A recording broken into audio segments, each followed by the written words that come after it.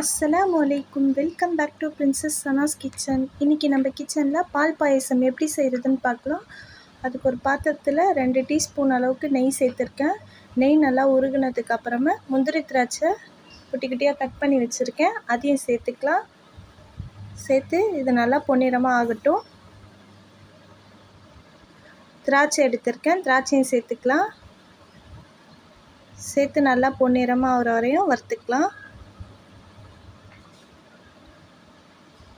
நல்லா பொன்னிறமாக வதங்கிடுச்சு. இப்போ ஒரு பாத்திரத்தில் எடுத்து வச்சுக்கலாம்.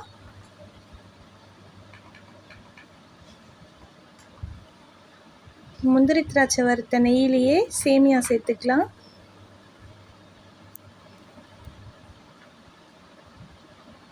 சேமியா சேர்த்து இதை பொன்னிறமாக வறுத்துக்கலாம்.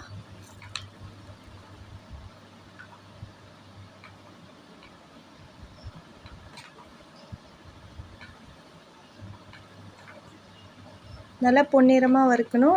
இந்த அளவுக்கு வறுப்பட்டதுக்கு அப்புறமா 1 டம்ளர் திக்கான பால் எடுத்திருக்கேன், அதையும் சேர்த்துக்கலாம்.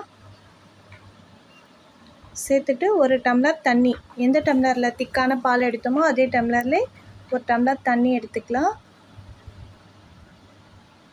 நல்லா கொதிக்கட்டும்.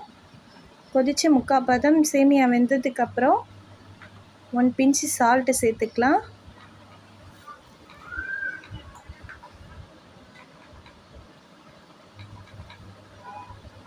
ஒன் பிஞ்ச் சால்ட் சேர்த்துக்கலாம். சேர்த்து இது நல்லா கொதிக்கட்டும்.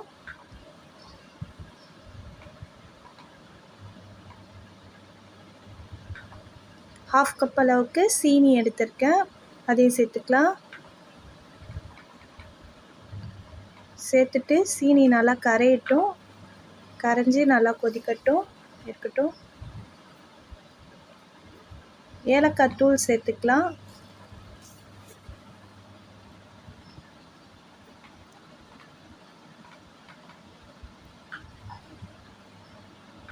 ஏலக்காய் தூள் சேர்த்து நல்லா கொதிக்கட்டும். இப்போ நல்லா வெந்துடுச்சு. முந்திரி திராட்சை சேர்த்துக்கலாம். நெய்யில் வறுத்து வச்சுருந்ததை சேர்த்துக்கலாம்.